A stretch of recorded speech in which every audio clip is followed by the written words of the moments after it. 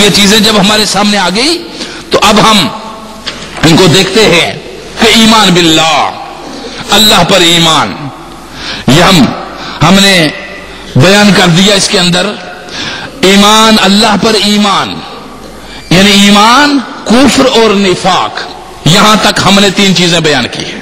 سورہ بقرہ کی ابتدائی آیات سے لے کر 20ویں آیت تک ہم نے 3 چیزیں بیان کی ہیں۔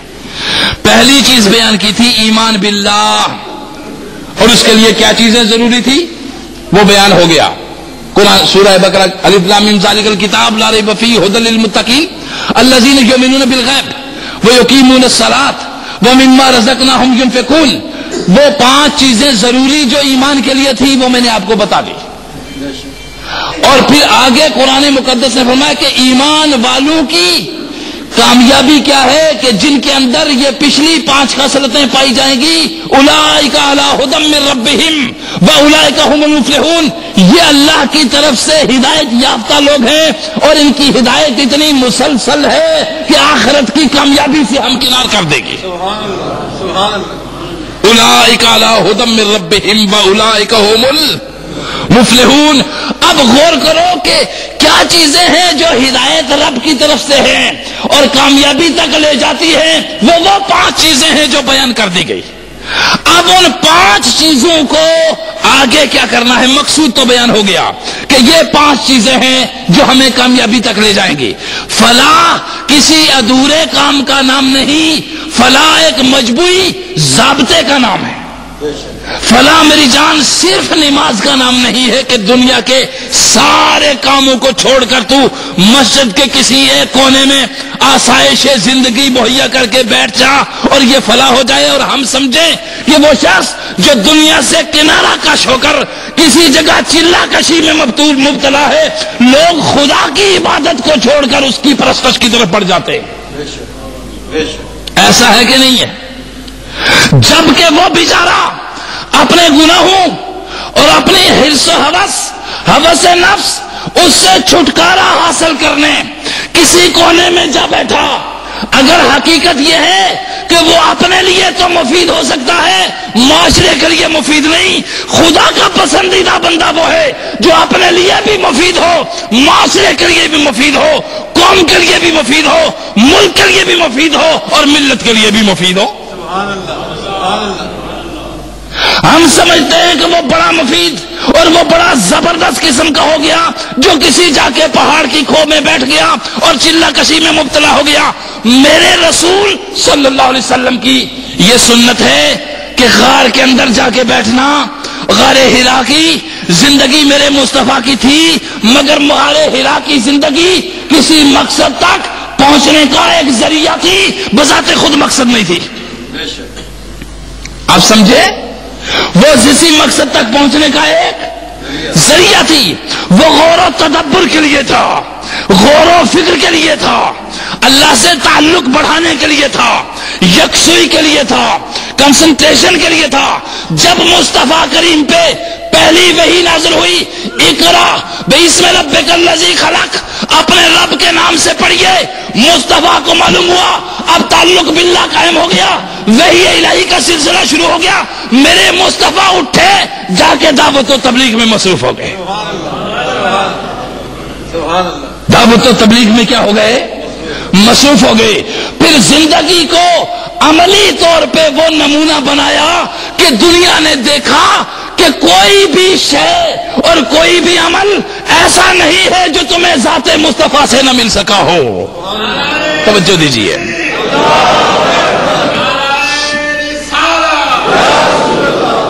آقا سے جو عمل نہ مل سکا ہو ایسا کوئی بھی آپ کو میسر نہیں آ سکتا۔ تو معلوم کیا ہوا دوستو، اب آخری صحت پہ ہم آ کے رکے کہ یہ سمجھیے، اس کو ہم نہیں سمجھتے، ہم کہانی سن لیتے، ہم اعمال تو کر لیتے ہیں نتائج سے غافل ہو کر۔ اعمال کے نتائج ہوتے ہیں، کچھ عمل کا نتیجہ یہیں رب دیتا ہے، کچھ اعمال کی جزا آخرت میں دے گا۔ سنو میری بات، سمجھو اس بات کو، کچھ اعمال کا نتیجہ رب یہیں دیتا ہے اور کچھ کا نتیجہ آخرت میں دیتا ہے۔ اور جن اعمال کی سزا اور جن کا ریزلٹ رب یہی دیتا ہے.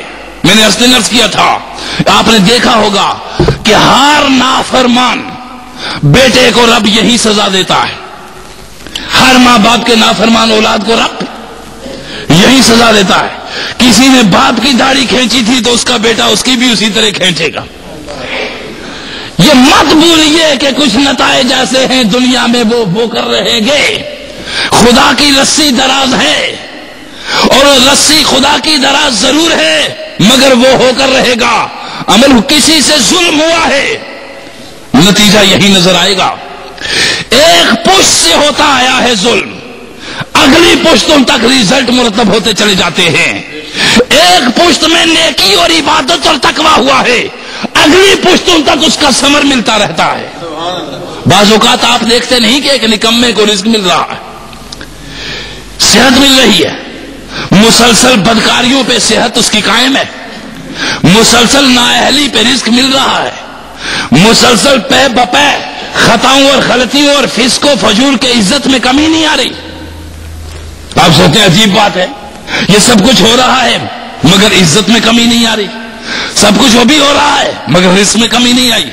سب کچھ ہو رہا ہے مگر صحت میں کمی نہیں آئی. یہ کیا وجہ ہے؟ رب کہتا ہے کہ اس وجہ کو سمجھنے کے لیے ضروری ہے کہ ہم یہ بتا دینا چاہتے ہیں کہ تم کوئی نیکی کرو گے تو تمہاری 7 پشتوں تک اس انعام کو تقسیم کرتا چلا جاؤں گا، اور تم کوئی ظلم کرو گے تو 7 نسلوں تک ظلم کی چکی میں پستے رہو گے. تو معلوم کیا ہوا؟ آج ہمیں چاہیے ہے کہ ہم اپنے اعمال کی اصلاح کریں، اور ہمارے اعمال کی اصلاح کئی پشتوں تک منتقل ہوتی رہتی ہے.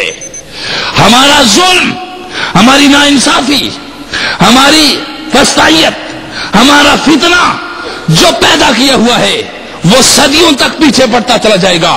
تو ایمان باللہ وہ ہے جو میں نے عرض کر دیا، اور کفر وہ ہے جو میں نے بیان کیا کہ کفر کی خسرت یہ ہے کہ وہ قبول کرنے کے لیے کوئی بات تیار نہیں ہوتے. اور اللہ کہتا ہے ان کو واز کہو نہ کہو، تبلیغ کرو نہ کرو، سنتے ہی نہیں ہیں وہ کسی کی، اہمیت ہی نہیں دیتے کسی کو، بات کی طرف توجہ ہی نہیں دیتے. لہذا ایک تو وہ کفر انکار ہے اور ایک یہ کافرانہ خصلت ہے. آپ سمجھے؟ ایک کفر انکار ہے جو اللہ کا انکار کر رہے ہیں، اور ایک یہ کفر ہے کہ توجہ ہی نہیں دیتے کسی بات کی طرف، سننے کو تیار ہی نہیں ہوتے، ماننے کو تیار نہیں ہوتے. اس کو بیان کر رہا ہے قرآن مقدس کہ ایک یہ کفر ہے، اور اس کفر کے لیے کیا ہے؟ سواء علیہم انذرتہم ام لم تنذرہم لا یؤمنون، وہ ایمان نہیں لائیں گے چاہے جو مرضی تم کر لو. اب یہاں پھر آگے منافقین کی 18 آیات کے اندر بیان ہوا کہ یہ خصائل ہوتے ہیں، ایسی خصلتیں کسی شخص میں بھی پائی جائیں وہ قبول حق کی طرف نہیں بڑھ سکتا. آپ سمجھ رہے میری بات؟ بعض اوقات آپ دیکھ نہیں رہے کہ فساد مسجد میں بھی ہوتا ہے، فساد گدیوں پہ نہیں ہوتا، نہیں ہوتا. گدیوں پہ پیر نہیں گریبان پکڑتے ایک دوسرے کا، دولت اور ہوس اور زر کی خاطر. کیا ایسا نہیں ہوتا؟ سر پھاڑ دیے جاتے ہیں، مقدمات سال ہا سال تک چلتے رہتے ہیں گدیوں پہ. ہم نے دیکھا مساجد کو تالے لگ جاتے ہیں. اگر یہ مراکز ہدایت ہیں تو پھر یہاں فسطائیت کیوں ہے؟ اگر یہ مراکز ہدایت نہیں ہیں تو پھر یہاں پہ چاہیے ہے کہ ہم راہ حق کی ان قدروں کو اپنائیں جو مصطفیٰ نے بیان کر رکھی ہے. ان قدروں کو اپنا کر ہی ہم دنیا کے اندر امن قائم کر سکتے ہیں، ان قدروں کو اپنا کر کے ہی ہم دنیا کے اوپر ہدایت تقسیم کر سکتے ہیں. یارو ہمیں جہاں حق ہو وہ تسلیم کرنا ضروری ہے. یہ نہیں ہے کہ حق کے نام پہ کسی جگہ کا نام رکھ دیا ہے تو اس کو تسلیم کرتے رہیں. نہیں، ہمارے لیے ضروری یہ جب ہم حق کو معیار کے مطابق پرکھیں گے تو ساری چیزیں دور ہو جائیں گی. معیار حق کیا ہے؟ وہ جو کتاب اللہ میں ہے. معیار حق کیا ہے؟ وہ جو عمل رسول اللہ میں ہے. معیار حق کیا ہے؟ وہ جو اولیاء اللہ کے عمل کے اندر ہے. یعنی ہم سند قرآن سے لیتے ہیں. سنیے ہم سند کسی بھی شیخ شاہ کی کس سے لیتے ہیں؟ قرآن سے